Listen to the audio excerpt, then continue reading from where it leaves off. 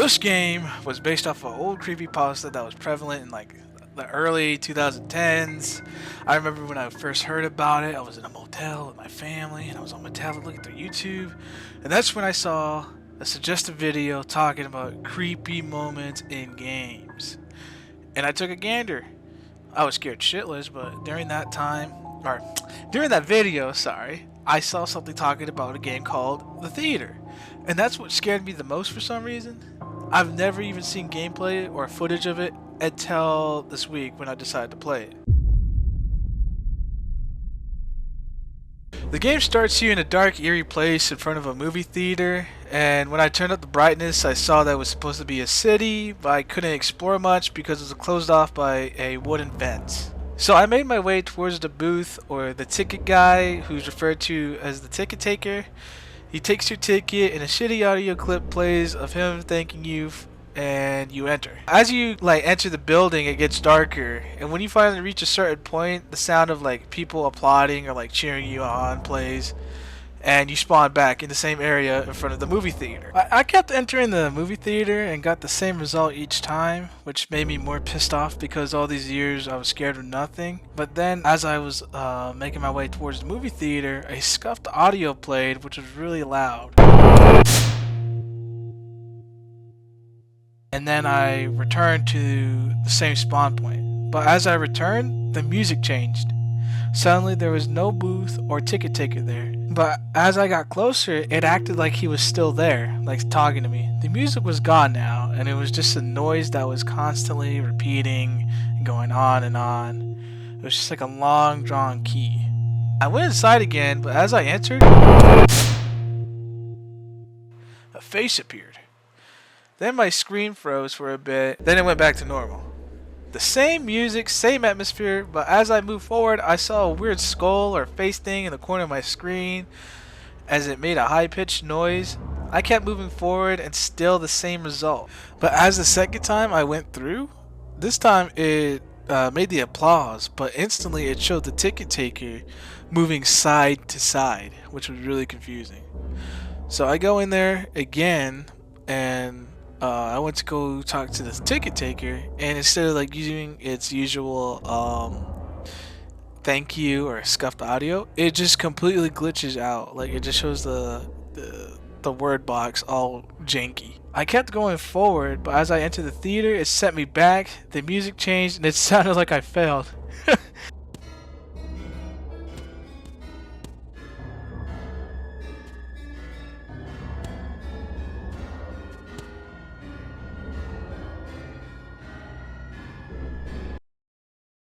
And just like that, the game crashed. Yeah, I mean, there was really not much to it. In hindsight, the game kind of blows.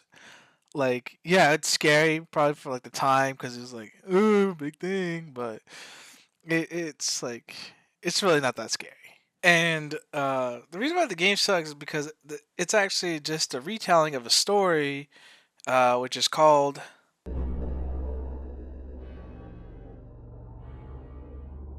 So how the creepypasta goes is that some dude on Reddit, I think, is talking about his experience with a game called The Theater, which was released around the same time as Doom. And how the physical game's copy was like a blank cover that only had the sprite of the ticket taker, in which the narrator goes on to list details of what the ticket taker looks like, and in which he states, he is a poorly drawn, pixelated, bald Caucasian man with large red lips wearing a red vest over a white shirt and black pants. He then goes on to say some people have claimed that if you smash the disc, his expression changes to one that's pissed.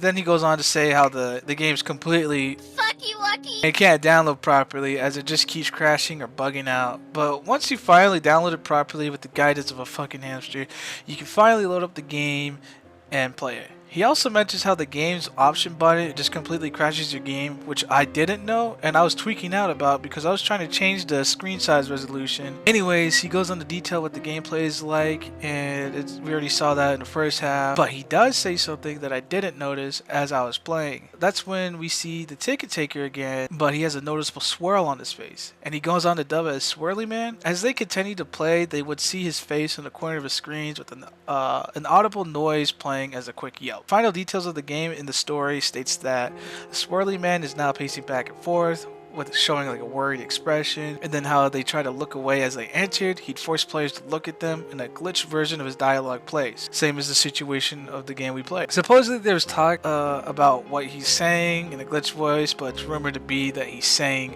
"Don't play other weapons." As they finish talking to the Swirly Man, the player respawns, and it's the same area, but when the player goes forward, the entrance is barricaded, and when they try to enter, the game crashes. That's basically it. I don't know what the hell this game was. I thought it was an interesting tidbit. I wanted to record it, and I was greatly dissatisfied by how the fucking game works. The Creepypasta ain't even scary. It's just like throwing rumors like, "Oh, have you ever heard of this game? It's very fucking scary." It's not. It's kind of just fucking... Ugh.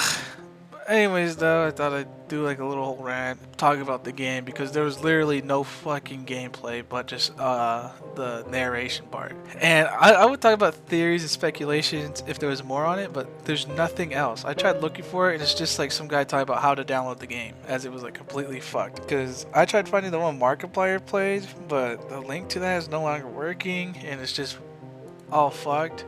But I did find the guy who made that game, his channel, and it is zany as shit. What the fuck am I looking at? But yeah, that was basically it. I hope you guys enjoyed this really stupid video essay of a game that nobody really cares about, because I ran out of ideas to do a recording, and my friend It's Just Aiden keeps dipping out saying, "Oh, you didn't call, you should have called."